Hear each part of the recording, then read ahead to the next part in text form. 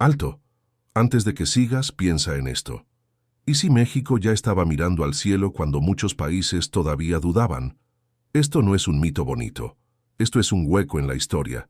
Si te interesan la historia alternativa, la tecnología olvidada y lo que no te cuentan en la escuela, suscríbete ahora. Aquí hablamos de Tartaria, civilizaciones perdidas, archivos que desaparecen y avances que fueron enterrados. Activa la campana. Así no te pierdes lo que viene. Ahora viene la contradicción. Te dijeron que México en 1910 era solo polvo, pobreza y guerra en puerta. Te dijeron que aquí no se podía hacer industria fina. Te dijeron que volar era cosa de Francia o de Estados Unidos. Pero en México ya existían manos capaces, y ya existían talleres capaces, y ya existían hombres obsesionados con una idea: construir un avión y hacerlo volar. Imagina la Ciudad de México en los primeros años del siglo XX. No es la ciudad de hoy. Hay tranvías, hay cables, hay postes, hay luz eléctrica en zonas clave. El Zócalo es el centro de todo, y las calles todavía mezclan lo viejo y lo nuevo. En España, en esos mismos años, la gente hablaba del progreso con orgullo. Se hablaba de ingenieros y de fábricas. Se hablaba de modernidad como una palabra seria. En México también, solo que aquí la modernidad convivía con desigualdad. Eso es real, y eso no impide que existiera tecnología. El porfiriato quería mostrarse moderno.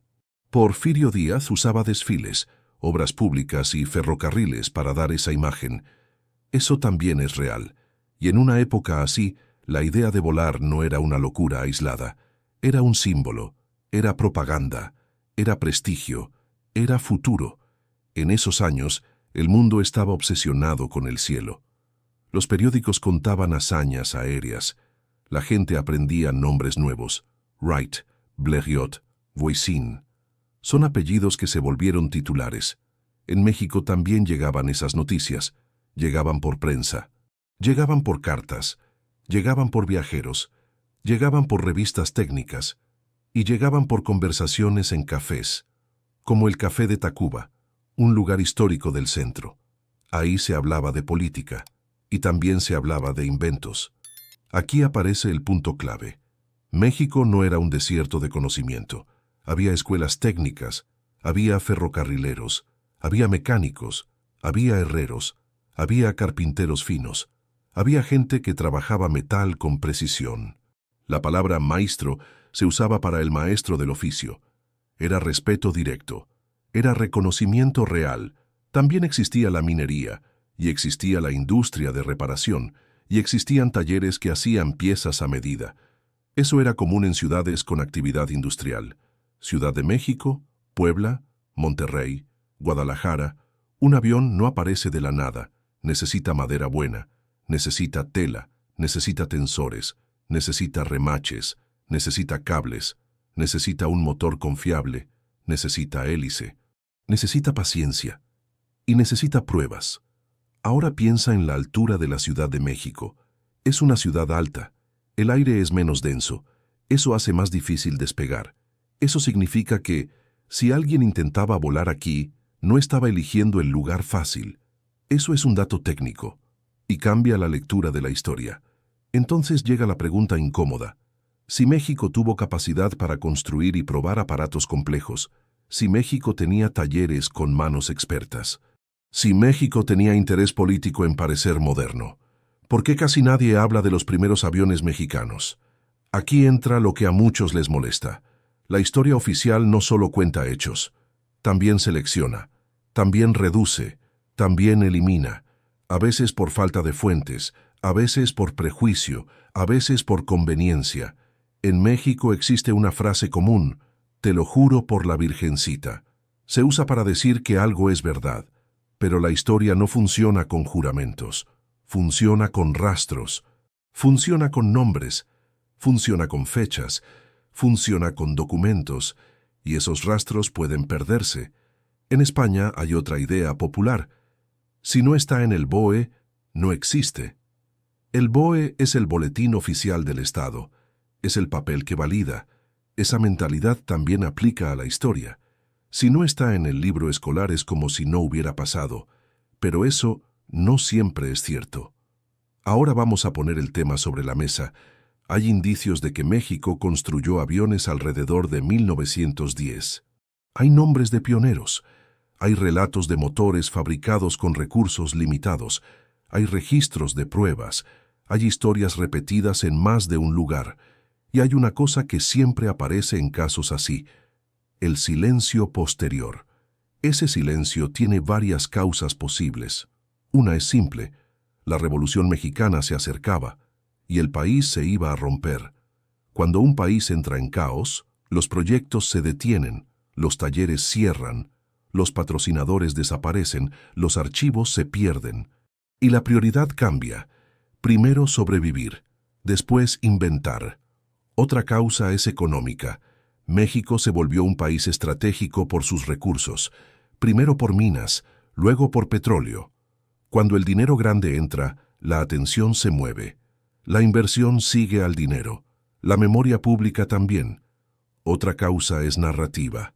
Muchos países construyen su orgullo con primeros lugares, y esos primeros se pelean, se venden, se repiten, se imprimen en manuales, y lo que no encaja se deja fuera. América Latina suele quedar fuera, no porque no hiciera cosas, sino porque no controlaba la imprenta global. Y aquí aparece el puente con el nicho.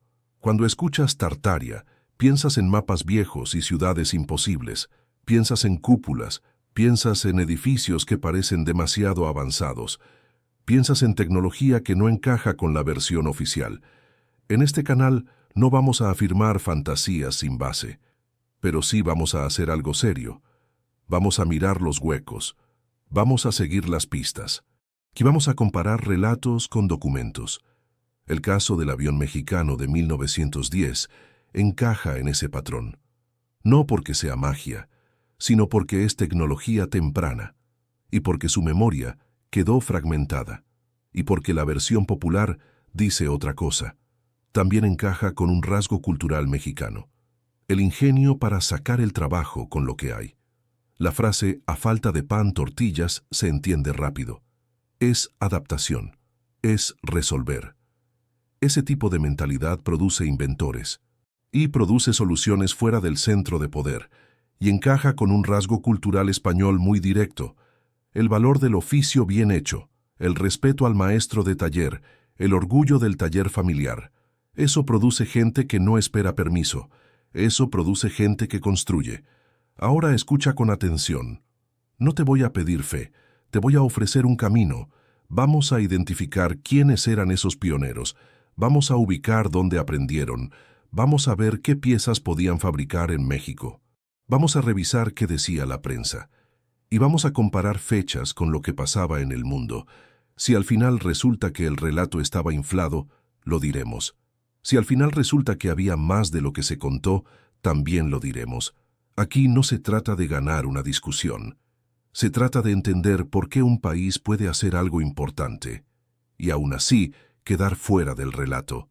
Y antes de seguir, una última contradicción. Te dijeron que México no tenía ciencia en 1910, pero México ya estaba creando ingeniería práctica. Te dijeron que México solo copiaba, pero México ya adaptaba y mejoraba. Te dijeron que México solo ensamblaba, pero México ya estaba fabricando piezas críticas con manos locales. Algunos detalles parecen pequeños: un taller, un motor, una hélice, un cuaderno, una fotografía. Pero en historia, eso es suficiente para abrir una puerta. Y cuando una puerta se abre, aparecen más puertas. A veces aparecen nombres repetidos, a veces aparecen familias, a veces aparecen escuelas, a veces aparecen intereses, y a veces aparece el motivo real del olvido. Porque la pregunta no es solo si volaron. La pregunta es otra: ¿quién ganaba con que esa historia no se contara? En 1910, el mundo estaba obsesionado con el aire. No era una moda pequeña, era una carrera, era prestigio nacional, era dinero, era poder. La palabra aviación empezaba a sonar en cafés, periódicos y cuarteles. En Europa se hablaba de récords. En Estados Unidos se hablaba de industria. En ambos lados se hablaba de los primeros, y ahí nació un problema. La historia se volvió un trofeo. En esa época, mucha gente cree que todo estaba claro. No lo estaba. Había vuelos cortos, había pruebas fallidas, había aparatos que solo saltaban, había pilotos que exageraban, había periodistas que querían titulares. Los hermanos Wright volaron en 1903. Eso se repite como una línea limpia. Pero la aceptación pública fue lenta. Hubo dudas. Hubo secretos. Hubo contratos. En Francia la situación fue distinta. Ahí el vuelo se volvió espectáculo. Se volvió feria. Los nombres franceses llenaban páginas.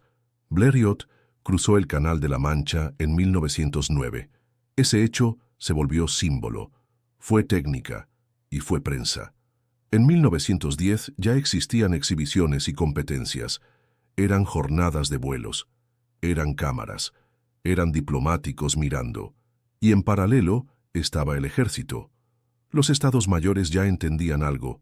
Un avión podía ver. Un avión podía localizar. Un avión podía corregir artillería.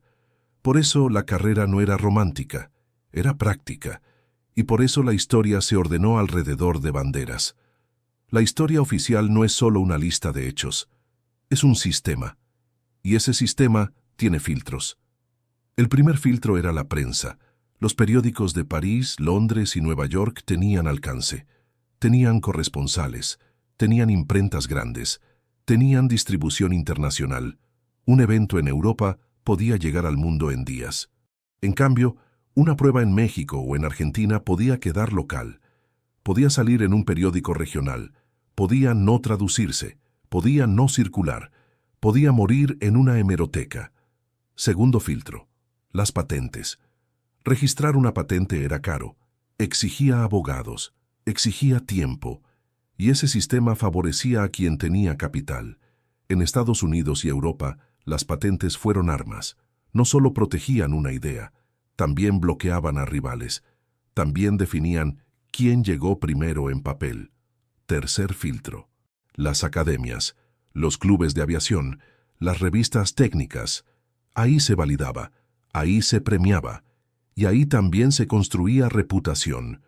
Un aviador con respaldo de un club europeo era serio. Un inventor sin ese respaldo era curioso.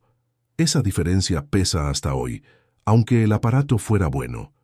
Cuarto filtro, el archivo. El archivo depende de guerras, incendios y política. Un país con estabilidad conserva más. Un país con rupturas pierde más. Y México estaba a punto de entrar en una ruptura. Cuando llega una revolución cambia todo. Cambia la prioridad, cambia la cadena de mando, y el papel se vuelve frágil. En España, muchas historias técnicas quedaron dispersas, quedaron en boletines militares, quedaron en periódicos de provincia. Si no se integran al relato escolar, se apagan. En México pasa algo parecido. Si una historia no entra al libro oficial, se vuelve rumor, y luego se vuelve silencio. Ahora mira el mapa mental que dejó 1910. Europa y Estados Unidos se repartieron el podio. Los nombres se repitieron en museos y manuales, y América Latina quedó en la sombra. No porque no intentara, sino porque no controlaba los amplificadores. América Latina no era un vacío. Había ingenieros, había talleres, había ferrocarriles, había telégrafo, había universidades, había obsesión por modernizar, pero el relato global se construía desde centros de poder, y esos centros elegían qué mirar, y elegían qué registrar, y elegían qué financiar. También había un filtro de idioma. El inglés y el francés dominaban la conversación técnica. Lo que se publicaba en español circulaba menos, y lo que se publicaba en México circulaba aún menos. Eso no invalida un hecho, pero sí lo vuelve invisible para el ranking mundial. Y había un filtro de prestigio social. Si un piloto volaba en Reims o en Longchamps, era historia. Si alguien probaba un aparato en un llano lejos de París, era nota curiosa. Esa diferencia no era técnica, era cultural, era de centro y periferia. También existía un prejuicio. En el sur solo hay materias primas. En el sur no hay alta tecnología. Ese prejuicio se repetía, y cuando se repite, se vuelve filtro automático. Ese filtro también afectó a España durante décadas. España también sintió el peso del relato industrial del norte. Por eso el público español entiende bien esta parte. Ahora sumemos un elemento más. La aviación temprana era peligrosa. Muchos pilotos murieron. Muchos prototipos se destruyeron. Muchos proyectos se cancelaron por una sola caída. Cuando un prototipo muere y no hay fotos, la historia se rompe. Cuando el inventor muere y no deja planos, la historia se rompe. Cuando el taller cierra, la historia se rompe. Y por eso quien sí tenía dinero y prensa, dominó el recuerdo. No siempre dominó la innovación, pero sí dominó la memoria. Esto explica una paradoja. La historia oficial de la aviación parece lineal. Parece que solo había un camino. La realidad fue un bosque. Hubo muchos intentos paralelos. Hubo soluciones locales. Hubo diseños adaptados a climas distintos. En México había un problema extra: la altitud. El aire menos denso exige más potencia o mejor ala. Eso obliga a ajustar diseño. Eso obliga a probar más. En Estados Unidos, muchas pruebas se hacían al nivel del mar. En Francia también. Eso reduce dificultad. Eso cambia reputación. Y aquí se conecta con la pregunta central. Si México intentó volar cerca de 1910, no lo hizo en condiciones fáciles. Eso hace más valiosa la pista. La historia alternativa no consiste en inventar. Consiste en mirar dónde la historia oficial es demasiado cómoda. Consiste en revisar qué quedó afuera. Consiste en preguntar por qué. En 1910, la gloria era un producto. La gloria se imprimía. La gloria atraía inversión. Y cuando la gloria se vuelve producto, aparece la manipulación, aparece el marketing, aparece el primero inflado, aparece el rival borrado. En México existe una expresión: se colgaron la medalla. Significa apropiarse del mérito. Esa frase sirve aquí. En España existe otra expresión: quedarse con el mérito. Es lo mismo. Por eso cuando alguien dice México no pudo, conviene desconfiar. No porque México sea mágico, sino porque el sistema global no era justo. Entonces la tarea es clara. No basta con decir hubo aviones. Hay que ubicar quién. Hay que ubicar dónde. Hay que ubicar cómo. Hay que ubicar qué se escribió y qué se dejó de escribir. Cuando buscas en hemerotecas encuentras vacíos, encuentras semanas sin notas, encuentras páginas faltantes, encuentras cambios de tono. Un día el inventor es genio, al mes es aficionado. Eso no siempre es casual. Ese patrón aparece en muchos temas del nicho, aparece en tecnologías urbanas, aparece en inventos que no convienen a ciertas rutas económicas y aparece en historias que chocan con la idea de atraso. Lo que viene ahora es más concreto. Vamos a bajar del mapa global al mapa mexicano. Vamos a entrar en nombres propios, vamos a entrar en talleres.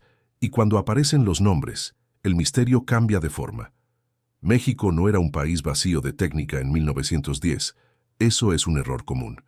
Y ese error se repite porque suena cómodo. La base ya existía. No era perfecta, no era pareja en todo el territorio, pero existía, y en varios puntos era fuerte. Empieza por los ferrocarriles.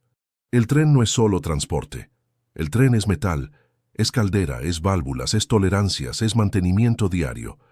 Un ferrocarril necesita talleres, necesita torno, necesita fresadora, necesita remaches, necesita soldadura, necesita gente que no falle. En México ya había redes ferroviarias importantes, había rutas que conectaban regiones clave, había estaciones, había patios, había depósitos y había cuadrillas. El ferrocarril creó una cultura técnica. Esa cultura no nace en libros. Nace en manos, nace en grasa, nace en fallas y reparación. Eso forma mecánicos, forma ajustadores, forma herreros de precisión, forma gente que entiende vibración y desgaste. Esa gente luego sirve para otros proyectos. Luego está el telégrafo. El telégrafo no es un simple cable, es red, es disciplina, es instalación, es aislamiento, es baterías, Es reglas. Un país con telégrafo aprende a operar infraestructura, aprende a estandarizar, aprende a medir, aprende a coordinar. Y México ya tenía telégrafo en expansión.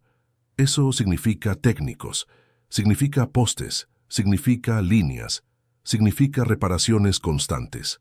También está la minería. La minería exige ingeniería, exige bombas, exige malacates, exige ventilación, exige metalurgia. En minería se rompe todo y se repara todo. Ese ambiente forma inventores prácticos, no inventores de escritorio, inventores de necesidad. México tenía una tradición metalúrgica real. No era alta industria al estilo alemán, pero era suficiente para fabricar piezas y para adaptar piezas. Un avión temprano necesitaba adaptación. No existía un catálogo perfecto, no existía compra fácil de repuestos. Había que resolver. Ahora piensa en las herrerías. La herrería no era solo herradura. En ciudades, una herrería podía hacer soportes, podía hacer bisagras, podía hacer piezas a medida, podía trabajar acero y hierro. En talleres buenos se hacía ajuste fino, se hacía medición, se hacía repetición. Eso no suena glamoroso, pero eso es la base de cualquier máquina. También estaban los carroceros. Ese punto es clave, porque el automóvil ya existía, y el automóvil necesitaba manos. Los carroceros venían de la época de carruajes. Esa es una línea directa. Carroza, carruaje, luego automóvil. Un buen carrocero sabía de madera, sabía de estructura, sabía de ensamblaje, sabía de peso, sabía de equilibrio. Un avión temprano es madera y tela. Eso es carpintería avanzada. Eso es tensión. Eso es rigidez.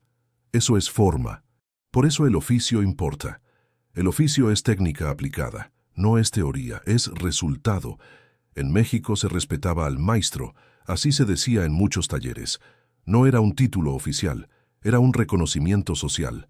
El maestro era el que sabía, era el que resolvía, era el que no improvisaba sin medir, era el que entrenaba a otros. En México también existía el inventor de provincia. Ese personaje es real, no es leyenda.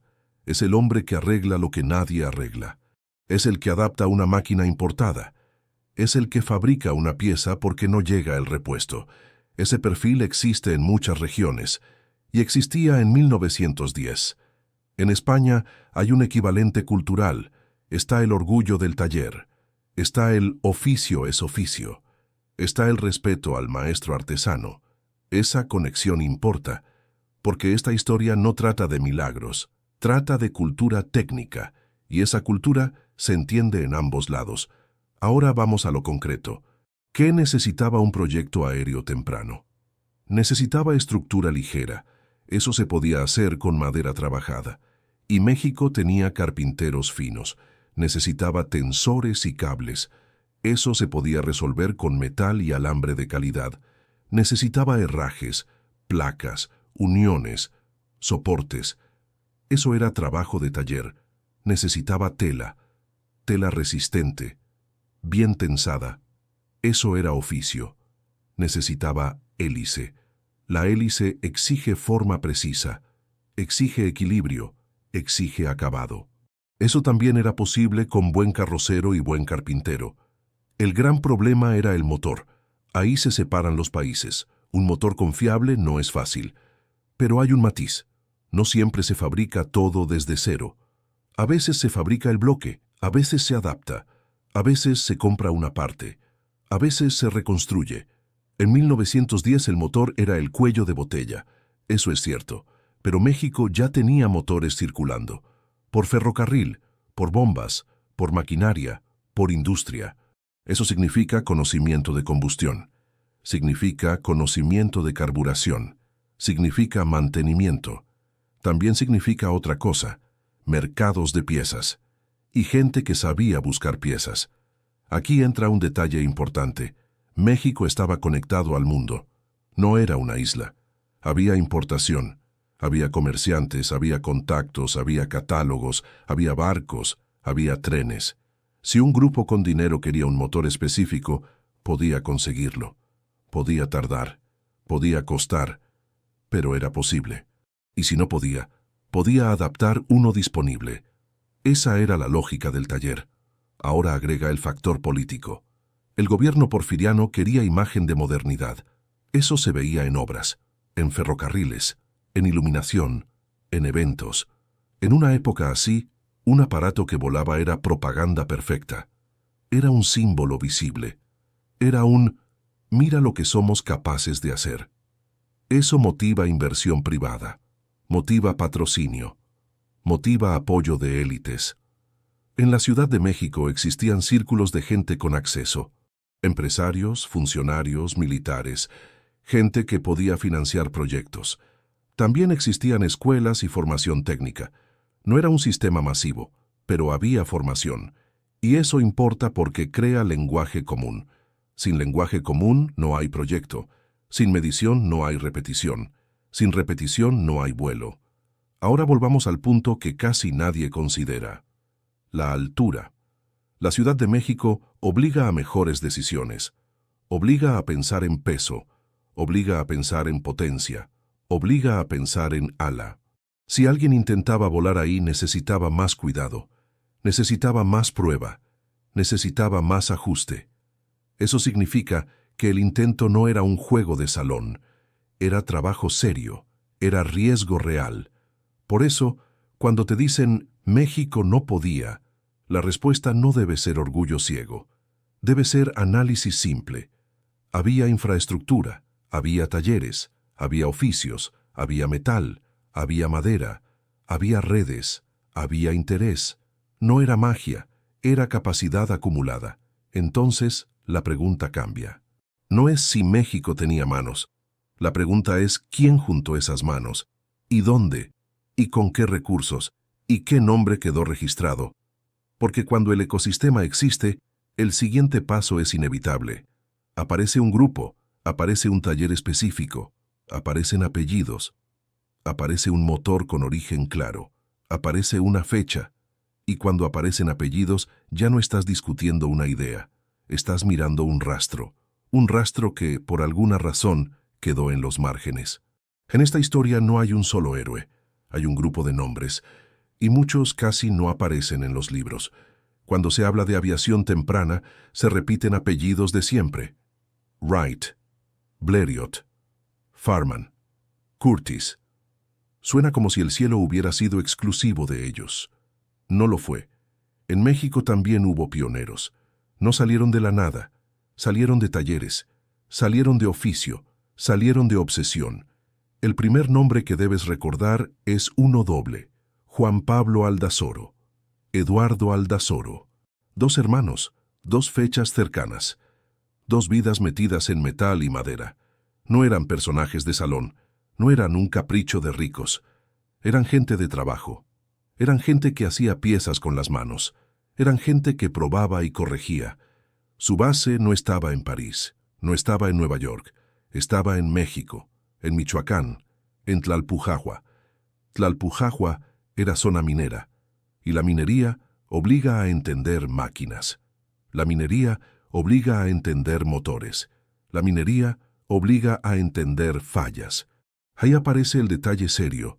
Ellos no solo soñaban con un avión, ellos empezaron por lo más difícil, el motor. Un motor aeronáutico no era una pieza común, no era un motor de coche cualquiera. Tenía que ser ligero, tenía que ser estable, tenía que sostener revoluciones constantes. Los hermanos trabajaron en un motor propio, un motor artesanal, un motor pensado para volar. Aquí el dato importa por una razón. No es poesía, es ingeniería. Un motor define si un proyecto es juego o es programa. Cuando alguien intenta fabricar un motor aeronáutico temprano, está tomando una ruta dura. Está tomando una ruta de laboratorio. Está tomando una ruta de taller serio. Ese tipo de decisión no se toma por moda. Se toma por objetivo. En México existía ese objetivo. Existía por prestigio y existía por defensa. La modernidad era una obsesión pública. En esa época se hablaba de estar a la altura del mundo. Se decía con orgullo, se decía en discursos, se decía en periódicos. En México también existía una mentalidad militar práctica. Los mandos en todo el mundo empezaban a mirar el aire. Un avión podía observar, podía llevar mensajes, podía dar ventaja. Por eso estos pioneros no eran solo románticos, eran estratégicos, eran técnicos, eran gente que entendía el momento. Hay otro punto que casi nadie menciona. Los pioneros no trabajaban solos, necesitaban red, necesitaban taller, necesitaban apoyo. En México, ese apoyo podía venir de 3 lugares: de empresarios locales, de contactos políticos y de círculos militares. Eso explica por qué algunos nombres aparecen y luego desaparecen, porque dependían de una cadena frágil, y esa cadena se rompe con un país inestable. En España se entiende bien este patrón, porque también hubo inventores que quedaron fuera del relato grande. La diferencia no era talento, era sistema, era continuidad, era archivo. Ahora viene un giro importante. Los Aldazoro no se quedaron en México. Buscaban el estándar internacional, buscaban licencia, buscaban entrenamiento formal. Por eso viajaron. Y por eso entran a una escuela de aviación en Estados Unidos, una escuela con nombre fuerte en esa época, la Moisant Aviation School. Ese detalle es clave, porque muestra intención profesional. No es un hobby, no es una ocurrencia, es formación. Y aquí entra otro dato directo. Ellos obtuvieron licencias de piloto reconocidas, licencias de la FAI, la Federación Aeronautique Internacional. En ese tiempo, una licencia era una marca, era validación, era un sello, era una prueba de que no eras un charlatán. En España hay una frase útil para entenderlo. Papelito habla. Significa que el documento manda. Aquí aplica. En México hay otra frase. Si hay foto, hay prueba. Se dice mucho. En historia también pesa. En esa época, además, volar era espectáculo, y el espectáculo construía reputación. Se habla incluso de vuelos simbólicos, como volar cerca de un gran monumento, como cruzar un punto icónico, como mostrar al público que el aparato funcionaba. Ese tipo de vuelo no era casual, era propaganda, era mensaje. Entonces ya tienes el primer paquete de hechos: taller y motor en México, formación y licencia en el exterior, una ruta coherente, una ruta cara, una ruta exigente. Eso no es capricho, eso es proyecto. Ahora abre más el mapa. Ellos no fueron los únicos. Había otros nombres que orbitaban el mismo sueño. Había mecánicos que ajustaban motores importados. Había artesanos que hacían hélices y herrajes. Había pilotos que probaban aparatos con riesgo real. Muchos de esos nombres quedaron como notas sueltas, a veces en periódicos, a veces en relatos familiares, a veces en documentos militares. En México hay una costumbre clara. La historia se guarda en la familia, se guarda en anécdotas, se guarda en fotos viejas, se guarda en "mi abuelo decía". Eso tiene valor cultural, pero tiene un problema histórico. Si no llega al archivo público, se queda en privado. En España pasa algo parecido con la memoria local. Pueblos enteros recuerdan hechos que no aparecen en manuales, no porque sean falsos, sino porque nadie los integró. Y aquí entra el golpe de contexto. México estaba a punto de cambiar de era. El país estaba tensado, había descontento, había conflicto social, había presión política. Cuando esa tensión se convierte en ruptura, lo técnico sufre. Los talleres pierden recursos. Los proyectos pierden protección. Los pioneros pierden tiempo. Ese es el tipo de borrado más común. No es una conspiración perfecta, es un colapso de continuidad. Pero también existe otro borrado, el borrado por narrativa. Cuando un país entra en crisis, reescribe su memoria. El héroe cambia, el símbolo cambia, la prioridad cambia, y la aviación temprana puede quedar como lujo inútil, puede quedar como cosa de ricos, puede quedar como detalle menor. Eso es injusto, pero es frecuente. Ahora volvamos a los pioneros. ¿Por qué insistieron? Por orgullo técnico, por curiosidad científica, por ambición nacional. Y por una idea simple, si el mundo iba a volar, México también debía volar. Esa idea se entiende fácil en México, porque existe el orgullo de sí se puede. No es una frase vacía, es una actitud de taller, es una actitud de oficio, y también se entiende en España, porque existe el orgullo de hacerlo bien. Existe la idea de no quedar atrás. Existe la idea de competir. Ahora mira lo que viene. Cuando tienes nombres y tienes intención, falta una pieza. El momento de la prueba. Ese momento no suele ser elegante, suele ser sucio, suele ser ruidoso, suele ser peligroso. Un motor que no enciende a la primera, una hélice que vibra, un ala que flexiona más de lo esperado, un tornillo que se afloja. Ese es el punto donde se separa el mito del proyecto real, porque ahí no manda el discurso, manda la física. Y en México, en esos años, hubo gente que llegó a ese punto. Hubo gente que no se quedó en el papel. Hubo gente que llevó la idea a un campo abierto, y cuando la hélice por fin gira estable, ya no estás hablando de un sueño. Estás viendo el inicio de algo que pudo cambiar una industria entera. Un avión de 1910 no se parecía a los de hoy. No tenía cabina cerrada, no tenía instrumentos modernos, no tenía margen de error. Era madera, era tela, era alambre, era metal en puntos clave, y era un motor que debía aguantar. La idea era simple. Más superficie de ala, menos peso total y suficiente empuje. La estructura solía ser de madera recta, fresno, pino o maderas similares. Madera seca, madera sin grietas, madera bien seleccionada. Eso no era un detalle menor. Una madera mala se dobla, una madera mala vibra, una madera mala rompe. Encima iba tela, tela tensada, tela cosida y reforzada. Luego se barnizaba. Eso sellaba, eso endurecía, eso protegía de humedad.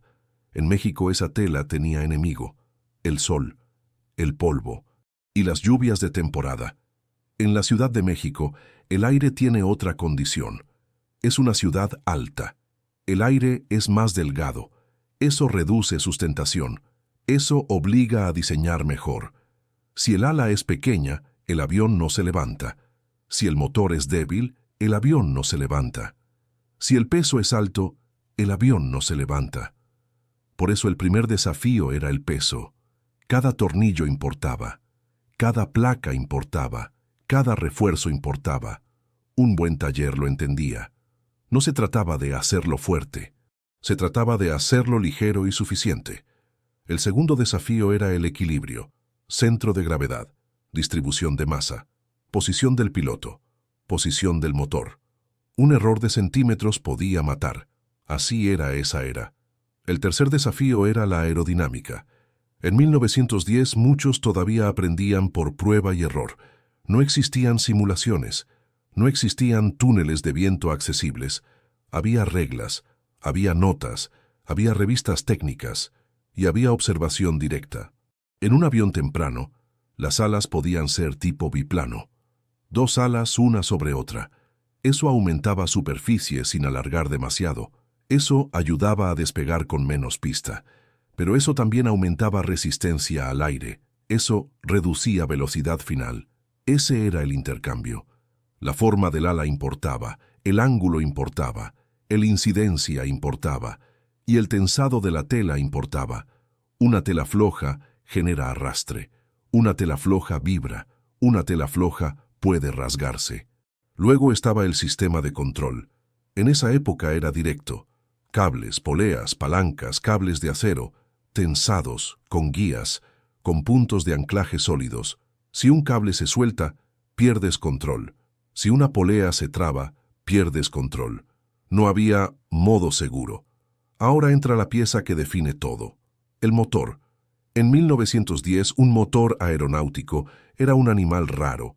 Tenía que ser ligero, tenía que girar constante, tenía que enfriar bien.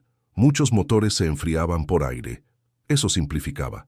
Pero exigía diseño de aletas y flujo. Otros usaban agua. Eso agrega peso. Eso agrega riesgo de fuga. En México, la solución más probable era lo práctico: usar un motor disponible, o adaptar uno, o construir uno con recursos locales.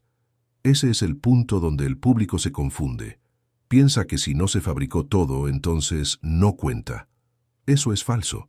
En esos años, incluso en Europa, muchos proyectos eran híbridos, chasis de un lado, motor de otro, ala hecha localmente, montaje artesanal. Lo importante era la integración, que todo funcionara como sistema.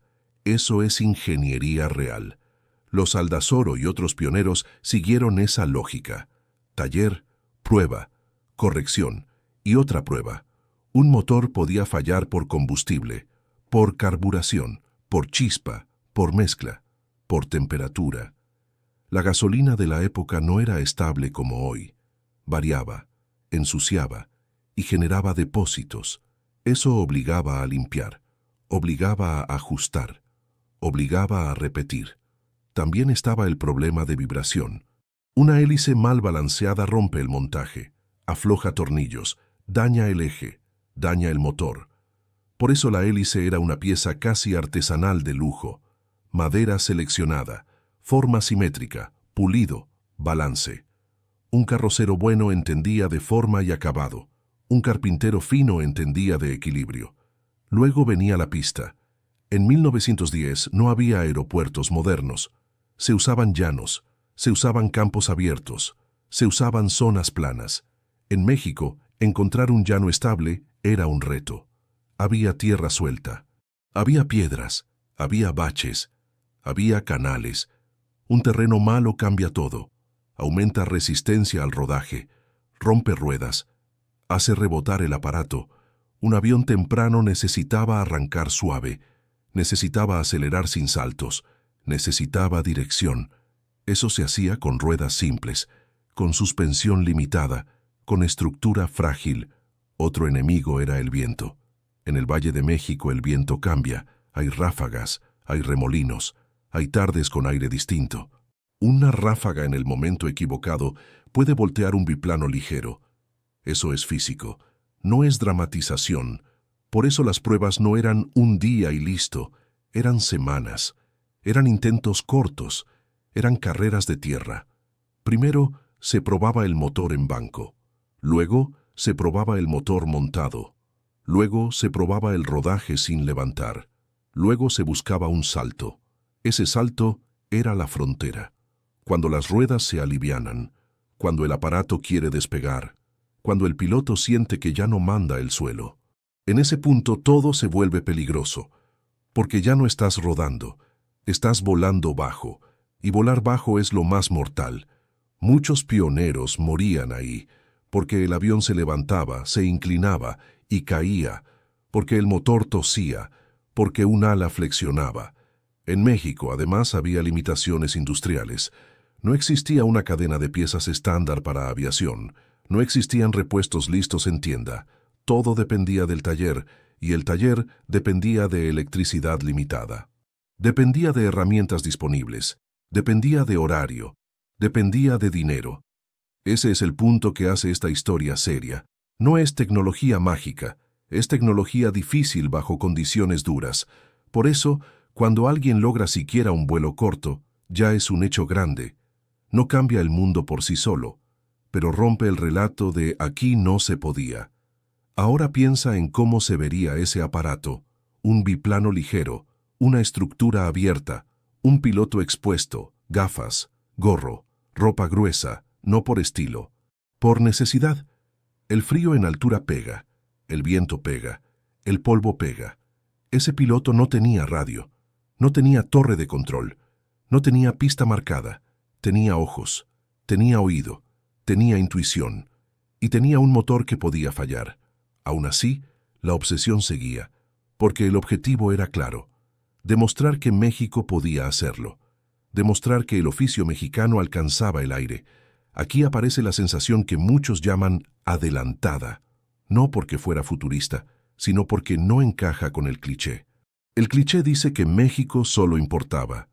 El cliché dice que México solo copiaba. El cliché dice que México solo observaba. Pero un avión no se observa. Un avión se construye, un avión se prueba, y un avión te castiga si mientes. Eso es lo que hace peligrosa esta historia para el relato cómodo, porque si existió el aparato y si existieron pruebas, entonces también existieron testigos, y donde hay testigos suele haber papel, un anuncio, una nota breve, un comentario en prensa, un registro militar, una foto. Y si ese papel existe, la pregunta cambia otra vez. Ya no es si, es dónde está, y quién lo guardó, y quién lo dejó perder. Porque el avión de 1910 no era un objeto, era una señal de que el país tenía un camino posible, un camino técnico propio, y cuando encuentras una señal así, empiezas a ver otras señales cerca, un taller con nombre, un mecánico mencionado, un patrocinador, un evento público, una fecha exacta. Eso es lo que empieza a aparecer cuando bajas del mito a la evidencia, y esa evidencia tiene un lugar natural. Los periódicos, las licencias, los boletines, las fotos y los nombres completos. La parte difícil no es imaginar, la parte difícil es probar. Un avión puede existir, y aún así puede desaparecer de la memoria pública. Eso pasa cuando la prueba queda dispersa, o cuando la prueba queda en archivos locales, o cuando la prueba no entra al libro escolar. Aquí entra la pregunta incómoda. Si hubo vuelos o pruebas reales en México cerca de 1910, entonces debió quedar rastro. No un rastro perfecto, pero sí un rastro suficiente. El primer rastro suele ser la prensa. La prensa de esa época era el centro de la vida pública. Los periódicos anunciaban ferias, anunciaban eventos, anunciaban visitas de hombres notables y anunciaban espectáculos técnicos. En 1910, un vuelo era noticia, aunque fuera corto, aunque fuera solo un intento, aunque fuera una demostración privada. La prensa también exageraba. Eso es normal, pero incluso la exageración deja datos útiles. Un lugar, una fecha, un apellido, una descripción repetida. El segundo rastro son las fotografías. Una foto antigua no prueba un vuelo por sí sola, pero sí prueba que el aparato existió. Prueba que hubo gente alrededor. Prueba que hubo un momento público o semipúblico. Las fotos también se falsifican. Eso existe. Pero en 1910, falsificar era más difícil. Requería montaje físico. Requería negativos. Requería laboratorio. Por eso una foto se analiza por detalles simples. Ropa, sombras, tipo de papel, inscripciones, lugar reconocible, presencia de público. El tercer rastro son las menciones en documentos técnicos, revistas de ingeniería, boletines de clubes, notas de escuelas, listas de socios, cartas entre técnicos. Muchos de esos documentos no están digitalizados, siguen en bibliotecas, siguen en hemerotecas, siguen en cajas. El cuarto rastro son los registros de formación. Escuelas técnicas, cursos, licencias, constancias. En aviación temprana, una licencia era un sello fuerte. No era garantía de fama, pero era evidencia de entrenamiento real. El quinto rastro son los registros indirectos, compras de motores, importación de piezas, anuncios de talleres, servicios de mecánica fina. Un taller que se anuncia como especialista deja huella. Una compra grande deja huella. Un patrocinio deja huella. Ahora viene la parte que separa mito de pista. No todo rastro vale lo mismo. Hay niveles. Primer nivel. Rumor de familia. Mi abuelo decía, eso no es prueba, pero puede ser pista. Segundo nivel. Un relato en un periódico local sin detalles. Eso es débil, pero si se repite, sube. Tercer nivel. Una nota con fecha, lugar y nombre completo. Eso ya es útil, porque se puede buscar en otras fuentes. Cuarto nivel. Una foto con contexto verificable. Eso es fuerte, porque se puede comparar con mapas y edificios. Quinto nivel. Un registro formal. Una licencia, un boletín oficial, un documento de escuela. Eso es muy fuerte. La regla es simple. Una sola fuente puede mentir. 2 fuentes pueden copiarse. 3 fuentes independientes ya son otra cosa. Independiente significa algo claro, que no se citaron entre sí, que vienen de lugares distintos, que no son del mismo círculo. Muchos mitos se rompen con una pregunta simple. ¿Quién lo escribió primero? ¿En qué fecha? ¿En qué medio? ¿Quién lo vio? ¿Quién lo financió? Si no hay respuestas, es solo relato. Si hay respuestas, es investigación. En México existe una frase popular: del dicho al hecho hay mucho trecho. Significa que hablar es fácil, hacer es otra cosa. En esta historia esa frase aplica perfecto, porque construir un avión es hecho, y probarlo es hecho, y eso deja marcas. En España existe otra frase útil: lo que no está escrito se lo lleva el viento. También aplica. Ahora piensa en la escuela. En México se estudia la revolución, se estudia la Constitución, se estudia el petróleo, se estudia el muralismo. Eso es normal. En España se estudia la industrialización europea. Se estudian guerras, se estudian cambios de régimen. Eso también es normal. Pero la historia técnica local suele quedar corta, porque no cabe en el programa, porque no se considera central, porque no se repite. Y cuando no se repite, desaparece. Aquí aparece la prueba incómoda. La incomodidad es simple. Si México tenía pioneros y pruebas aeronáuticas tempranas, entonces México no era solo espectador. Eso rompe un estereotipo, y los estereotipos se defienden solos. La gente los repite sin pensar. También incomoda por otra razón. La historia oficial necesita una línea clara, necesita un inicio limpio, necesita héroes limitados, necesita países líderes y necesita países seguidores. Esa estructura se enseña fácil, pero no siempre describe la realidad. Ahora, ¿cómo se hace una búsqueda real? Se hace con pasos simples. Primero, buscar nombres completos, no solo apellidos, porque un apellido suelto se pierde. Segundo, buscar en hemerotecas por fechas cercanas a eventos, no solo por año, sino por meses específicos. Tercero, buscar por lugares, llanos, haciendas, campos de prueba, periferias.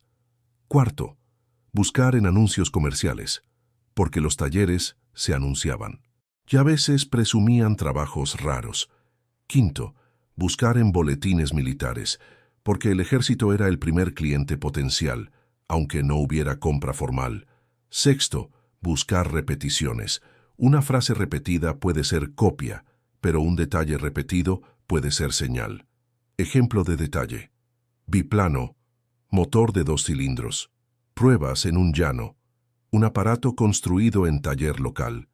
Si eso aparece en varios lados, ya no es casual. Ahora, también hay trampas comunes. La primera trampa es el anacronismo. Gente que mezcla fechas para que suene más grande. Eso pasa mucho. La segunda trampa es el orgullo ciego. Fuimos los primeros en todo. Eso es sospechoso.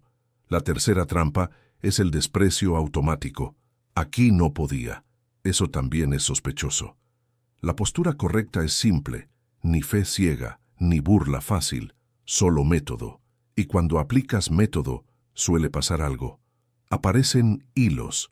Un hilo lleva a otro. Un recorte lleva a una foto lleva a un taller lleva a un apellido lleva a una escuela lleva a un registro. En ese punto la historia deja de ser cuento, se vuelve mapa, y ese mapa suele terminar en un lugar concreto. La pregunta del espectador: si esto existió, aunque fuera en forma de pruebas y prototipos, si hubo nombres, si hubo motores, si hubo talleres, entonces hay una razón para el silencio, y esa razón casi nunca es elegante. Suele ser caos, suele ser cambio político, suele ser falta de continuidad. Y aquí entra el siguiente golpe histórico, porque México justo en esos años estaba a punto de entrar en fuego, y el fuego no solo quema personas, también quema papeles, y también rompe proyectos. México no perdió solo una elección política. México perdió continuidad. En 1910 el país ya tenía tensión. Había desigualdad, había resentimiento, había control central, había una idea repetida en voz baja: esto no va a durar. Luego todo se rompió. La Revolución Mexicana empezó como conflicto político, pero pronto se volvió incendio social, y cuando un país arde, la innovación cambia de lugar. En un país estable, un taller piensa en progreso, piensa en mejoras, piensa en proyectos largos. En un país en guerra, un taller piensa en sobrevivir, piensa en comida, piensa en seguridad, piensa en no cerrar. Un proyecto de aviación necesita tiempo, necesita calma, necesita piezas, necesita dinero. La revolución quita esas 4 cosas. La revolución también rompe rutas, rompe trenes, rompe suministro, rompe correos, rompe importaciones. Y sin suministro, un motor se vuelve un problema. Un tornillo específico puede faltar, una bujía puede faltar, un carburador puede faltar, un aceite puede faltar, y la máquina se detiene. En México a la revolución se le decía la bola. La palabra suena simple, pero describe algo real. Gente armada moviéndose, frentes cambiando, lealtades cambiando. En la bola no hay calendario seguro. Hoy un pueblo está tranquilo, mañana hay combate. Hoy un taller abre, mañana lo saquean. Muchos talleres cerraron, otros se mudaron, otros cambiaron de oficio. En vez de piezas finas, hicieron piezas urgentes. Hierro para herraduras, reparación de carros, arreglo de armas, fabricación de repuestos para transporte. Eso no es romanticismo, es economía de guerra. La guerra también cambia el destino de los técnicos. Un mecánico puede ser reclutado. Un herrero puede ser obligado a trabajar para un bando. Un carpintero puede desaparecer. Algunos se fueron al norte, otros se fueron a Estados Unidos, otros se ocultaron, otros murieron. Ese tipo de pérdida no deja despedida, deja vacío. Y cuando una persona técnica desaparece, desaparece conocimiento. No porque sea único, sino porque en esa época no había manuales completos, no había internet, no había copias, había experiencia. Esa experiencia vive en la mano, vive en el ojo, vive en el oído del taller. La revolución también cambió las prioridades del Estado. Primero era progreso y orden, después fue control y supervivencia, y luego fue reconstrucción. En esa transición, la aviación temprana podía volverse 2 cosas. Podía volverse herramienta militar, o podía volverse gasto inútil. En un país en guerra, un avión es valioso. Sirve para observar, sirve para intimidar, sirve para llevar mensaje. Eso se entendía en el mundo. Pero México tenía un problema. La estructura estatal era frágil, el mando cambiaba, los presupuestos se evaporaban. La idea de fuerza aérea todavía no era sistema. Entonces, la aviación quedó en un limbo. Demasiado nueva para ser prioridad, demasiado cara para ser hobby, demasiado frágil para resistir caos. Aquí entra un detalle duro. La revolución no solo mata gente, también mata archivos. Un archivo necesita edificio, necesita orden, necesita funcionarios estables, necesita protección. En guerra los edificios cambian de dueño.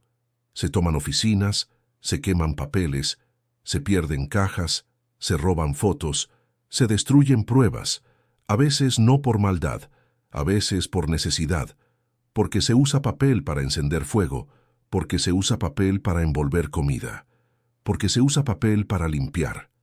Eso pasó. Y por eso, muchos proyectos del México temprano se volvieron sombras. Los corridos cuentan lo que el papel no guardó. Eso es cultura mexicana directa. El corrido narra nombres, narra traiciones, narra batallas, narra la vida real. Pero el corrido no guarda planos, no guarda especificaciones, no guarda listas de piezas. Entonces la memoria se parte en 2. Una parte queda en canciones, otra parte queda en archivos que ya no están. Eso crea un efecto. Décadas después alguien dice no existió, porque no ve el documento. Y la respuesta es simple. No lo ve porque el país se rompió. En España se entiende esta idea por otra vía. España también vivió quiebres. Y en cada quiebre se pierden registros, se pierden bibliotecas, se pierden colecciones. Luego la gente discute sin pruebas. Porque la prueba ardió. Ese patrón no es exclusivo de México, pero en México fue intenso, fue largo y fue disperso. Ahora piensa en la lógica del taller durante la Revolución. Un taller tiene dos opciones: cerrar o adaptarse. Si se adapta, cambia su producto. Si antes fabricaba piezas finas, ahora repara armas. Si antes hacía herrajes delicados, ahora hace piezas rápidas. Esa adaptación salva al taller, pero mata el proyecto largo, y un avión de 1910 es proyecto largo. También está el miedo. En guerra, tener un motor potente puede ser sospechoso. Tener piezas raras puede ser sospechoso. Tener un aparato grande puede ser peligroso. Un bando puede pensar que trabajas para el otro. Un bando puede querer tu material.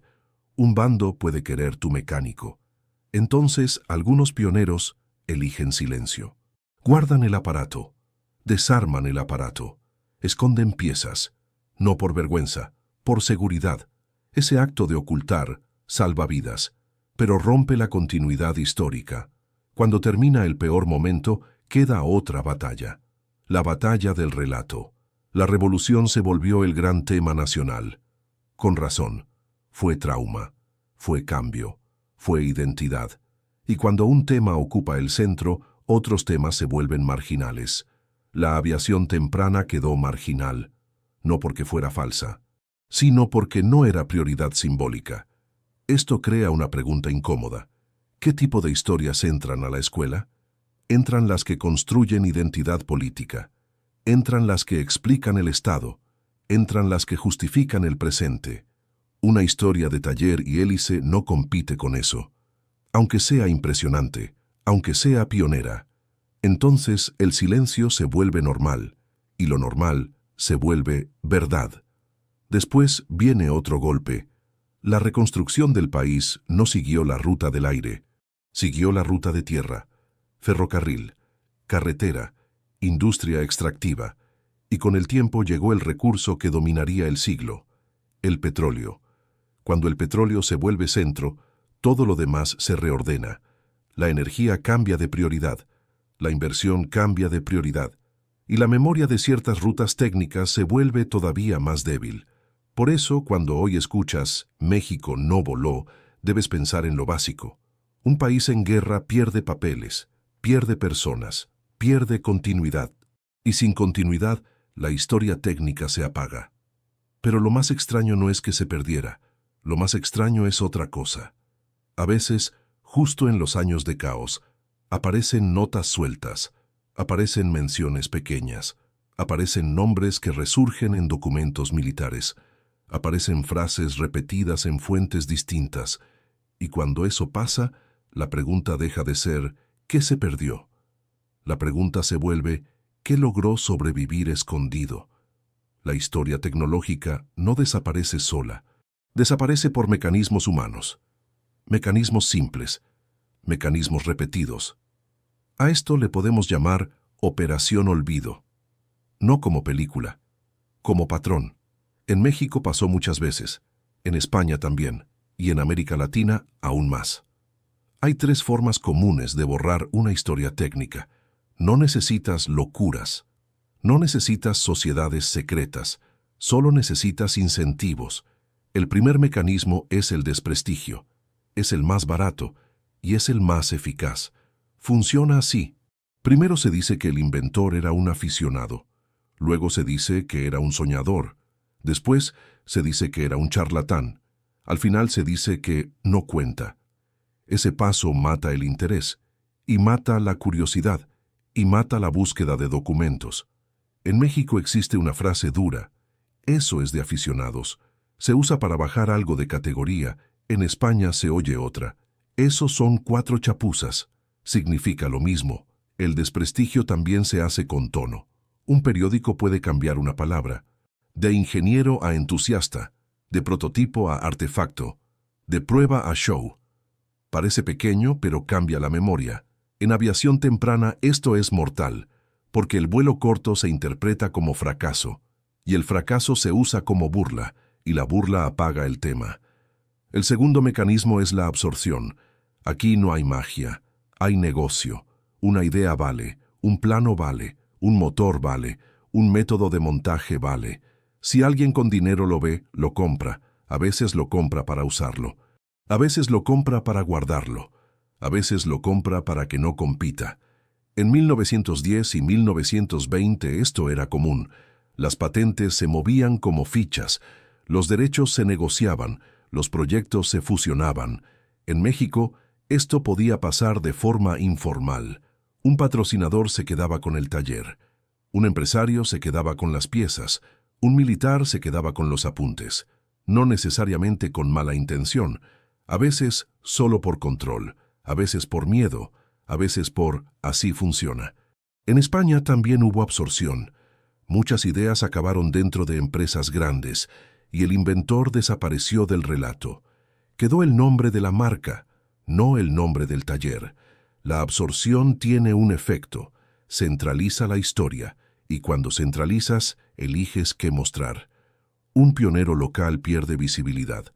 Un proyecto pequeño se vuelve material interno y con el tiempo se pierde el rastro público. El tercer mecanismo es la pérdida de archivos. Este es el más brutal y el más frecuente. Un archivo se pierde por guerra, se pierde por incendio, se pierde por mudanza, se pierde por humedad, se pierde por descuido. México tuvo revolución, tuvo cambios de gobierno, tuvo caos regional. Eso destruye papeles y luego viene el siguiente paso, la reescritura educativa. La escuela necesita una línea simple, necesita pocos nombres, necesita fechas claras, necesita héroes reconocibles. La escuela no tiene espacio para rutas alternativas, no tiene espacio para prototipos, no tiene espacio para historias de taller. Entonces se recorta, y lo recortado se olvida. En México, la narrativa del siglo XX se organizó alrededor de grandes ejes: revolución, Estado, petróleo, industrialización, identidad. La aviación temprana artesanal no encajaba. No era útil para explicar el poder. No era útil para explicar el nuevo régimen. Así que se quedó fuera. En España pasó algo parecido con muchas historias técnicas regionales. Si no alimentan el relato nacional, se van al margen. Y el margen se vuelve silencio. También existe un cuarto elemento que acompaña a los tres mecanismos. No es un mecanismo separado, es un lubricante, la economía del prestigio. Quien paga un museo, elige vitrinas. Quien paga un monumento, elige placas. Quien imprime un manual, elige capítulos. En México, la educación pública del siglo XX buscó coherencia. Eso se entiende, pero la coherencia tiene costo. Se dejan historias afuera. Cuando un tema no aparece en la SEP, se enfría. Cuando un tema no aparece en la UNAM en cursos generales, se enfría. Cuando un tema no entra a documentales masivos, se enfría. En España pasa con historias técnicas de regiones: Asturias industrial, Cataluña textil, Andalucía minera. Mucho existe, pero no siempre se enseña igual. Luego hay otro truco: cambiar la categoría. No se niega el hecho. Se baja de nivel. Se dice, fue un experimento. Se dice, fue una curiosidad. Se dice, no tuvo impacto. Y con eso se mata la pregunta. El impacto no siempre es inmediato.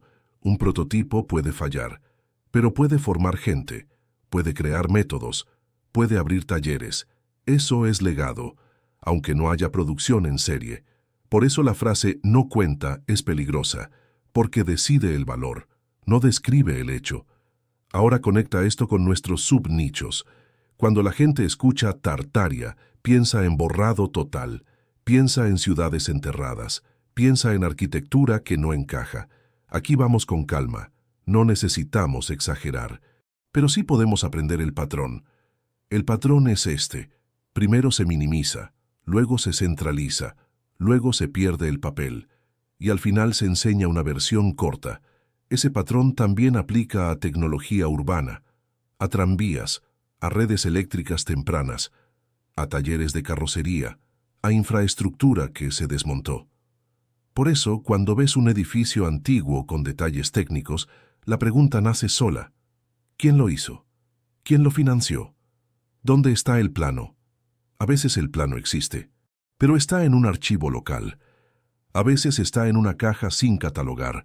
A veces está en un archivo privado. En el nicho de civilizaciones perdidas se ve un error frecuente. La gente quiere una conspiración perfecta. Eso es débil. La realidad es más simple. La realidad es burocracia, es desgaste, es olvido. Y la burocracia deja señales, sellos, firmas, marginalia, fechas de recepción. Ahí es donde la investigación se vuelve concreta. Hemeroteca Nacional, archivos estatales, boletines de ingeniería, periódicos de provincias. En muchos casos la pista está en una línea, un anuncio de taller mecánico, una nota de demostración aérea, una crónica de máquina nueva. La operación olvido no necesita una orden, solo necesita tiempo y necesita desinterés. Y el desinterés se fabrica, con desprestigio, con absorción, con silencio educativo. Lo más serio es esto. Cuando una historia se borra, no se borra igual para todos. Los especialistas recuerdan, las familias recuerdan, los talleres recuerdan, pero el público general olvida, porque la escuela no lo dijo, porque la TV no lo repitió, porque el museo no lo mostró, y entonces se forma una ilusión. Parece que nunca pasó, pero sí pasó. Solo quedó fuera del foco. Aquí viene la parte más incómoda. Si México tuvo pioneros reales en 1910, el borrado no fue total. Debió quedar algo, un nombre, una foto, una nota, un registro. Eso significa que el rastro se puede reconstruir, no con fe, con método. Y cuando reconstruyes un rastro, aparece otra pregunta. ¿Quién decidió que era importante? ¿Quién decidió que era menor? Esa pregunta no es solo histórica, es política, es económica y es cultural, porque un país que olvida su capacidad técnica se vuelve dependiente. Y una sociedad que no recuerda a sus pioneros repite el mismo inicio una y otra vez. Y si este patrón se repite en aviación, también puede repetirse en otros campos. Energía, arquitectura, transporte. Tecnología fuera de su tiempo. Ahora el siguiente paso es ver el eco. No el eco en discursos, el eco en cosas físicas, en ciudades, en infraestructura, en detalles que la gente pasa por alto. Y cuando empiezas a ver esos detalles, aparece un mapa nuevo. Un mapa que no coincide con el libro escolar. Cuando la gente escucha Tartaria, piensa en un mapa viejo. Piensa en un nombre enorme sobre Asia. Piensa en ciudades que parecen de otro tiempo. Piensa en una pregunta simple. ¿Por qué no nos hablaron de esto? En este canal no vamos a vender fantasía barata, pero sí vamos a usar la misma herramienta. La sospecha inteligente, la observación y el patrón. El patrón es este. Una ciudad no es solo edificios. Una ciudad es una máquina. Una ciudad funciona por redes. Red eléctrica, red de agua, red de transporte, red de comunicación. Si esas redes existen, alguien las diseñó y alguien las construyó. En México, a inicios del siglo XX, ya había señales de red. Había tranvías, había cables, había postes, había subestaciones, había talleres que mantenían todo eso. Eso no es debate. Eso se puede ver en fotos antiguas, se puede ver en planos urbanos, se puede ver en relatos de época. En España pasó algo parecido en ciudades grandes, Madrid, Barcelona, Valencia. La modernidad llegó con cables y estaciones, y con edificios técnicos que casi nadie mira. La gente mira la fachada, no mira la función. Ese es el punto. Cuando ves una cúpula antigua, mucha gente piensa decoración. A veces sí, pero a veces no.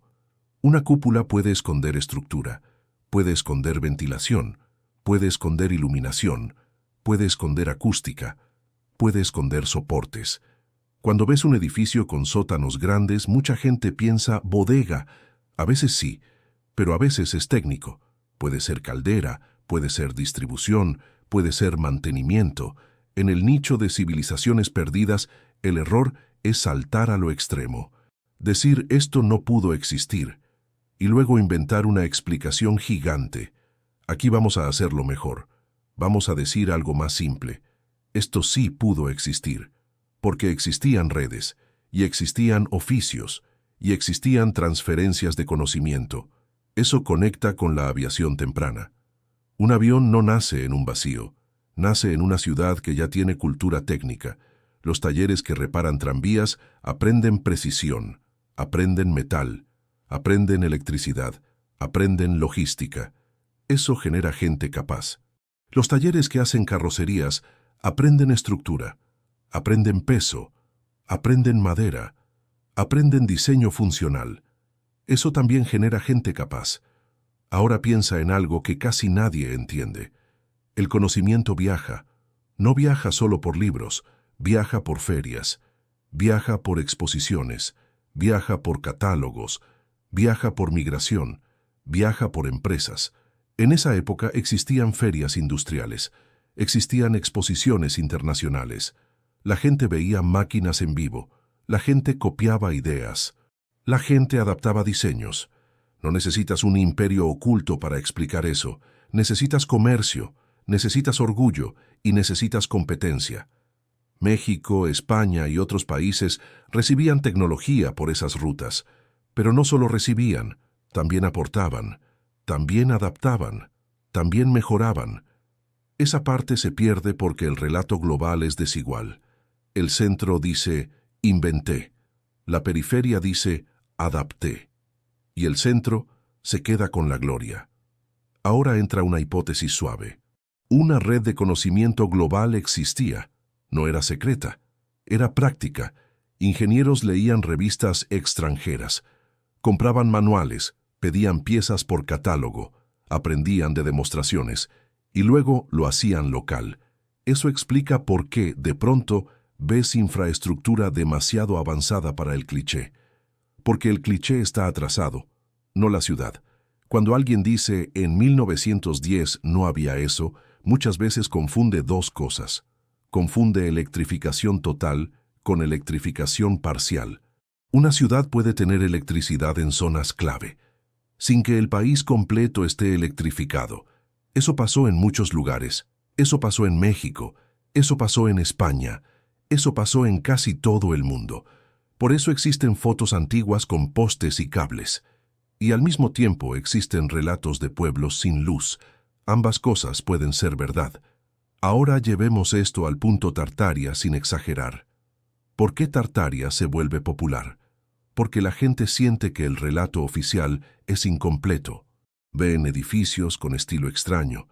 Ven estaciones antiguas con arquitectura monumental. Ven cúpulas, ven arcos, ven hierro trabajado con detalle. Y preguntan algo razonable. ¿Quién pagó esto? ¿Quién lo diseñó? ¿Dónde están los planos? Esa pregunta es sana, no es locura, es método. El problema es cuando se responde con una sola palabra mágica, Tartaria, y se termina ahí. Aquí no terminamos ahí. Aquí usamos esa incomodidad para buscar rastros reales. En México, los ecos aparecen en infraestructura urbana, en edificios de servicios, en estaciones, en patios ferroviarios, en antiguos talleres. También aparecen en palabras. Maestro, taller, casa de máquinas, subestación, planta. Es vocabulario de ciudad máquina.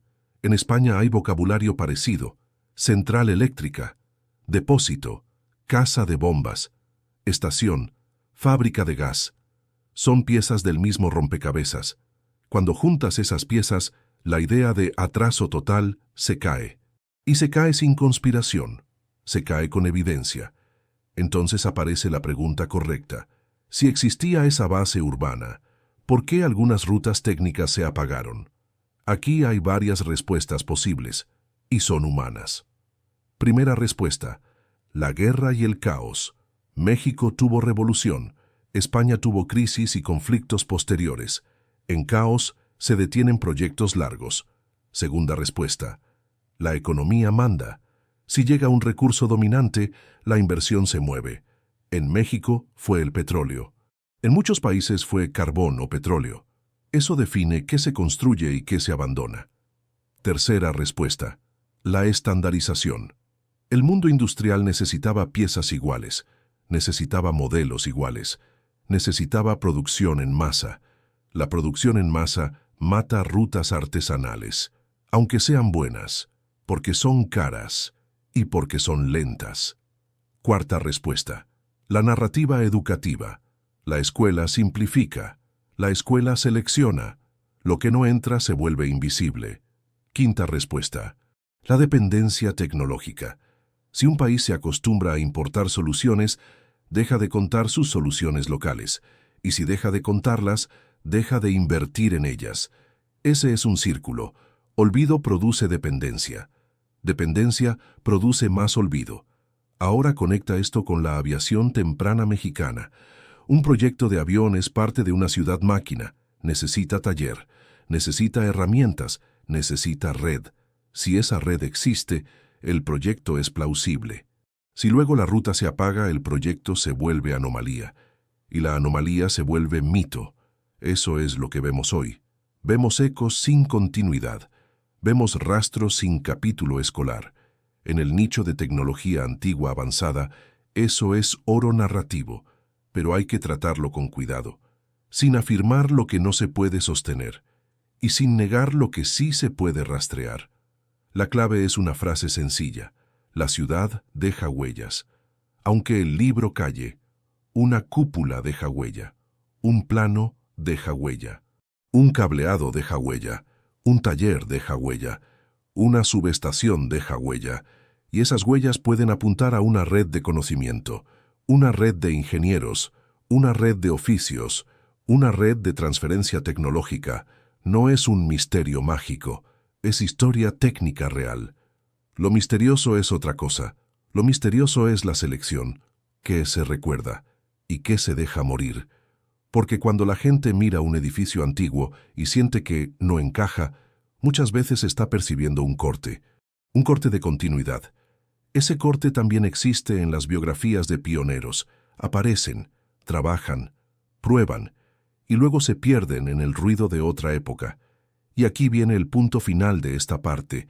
Si aceptamos que existieron redes y ecos, si aceptamos que la ciudad era máquina, entonces el caso de los aviones de 1910 deja de ser una rareza. Se vuelve una señal de un camino posible, un camino que se apagó por decisiones concretas. Y cuando entiendes eso, la última pregunta se vuelve inevitable.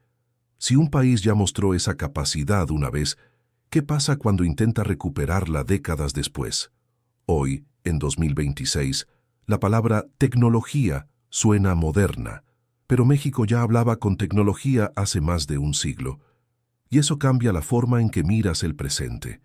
Durante años te dijeron una historia simple, que México solo seguía, que México solo copiaba, que México solo ensamblaba. Esa versión es cómoda, pero no explica todo. Si hubo pioneros mexicanos que construyeron y probaron aviones alrededor de 1910, entonces hay una verdad directa. México sí tenía capacidad. México sí tenía oficio. México sí tenía ambición técnica. Eso no significa que México dominara el mundo. No significa que México fuera el número uno. Significa algo más importante, que México no estaba condenado al atraso. Ese punto duele porque cambia la conversación. Ya no es no se pudo, es sí se podía, pero se cortó. Y cuando una ruta se corta, queda una cicatriz. Esa cicatriz es cultural, se convierte en mentalidad. Una mentalidad se escucha en frases comunes. Eso aquí no se puede. Mejor cómpralo de fuera. Lo mexicano no dura. Son frases que mucha gente repite sin pensar. Pero una historia de pioneros rompe eso, porque un pionero no es un discurso, es un hecho, es un taller, es una pieza que encaja.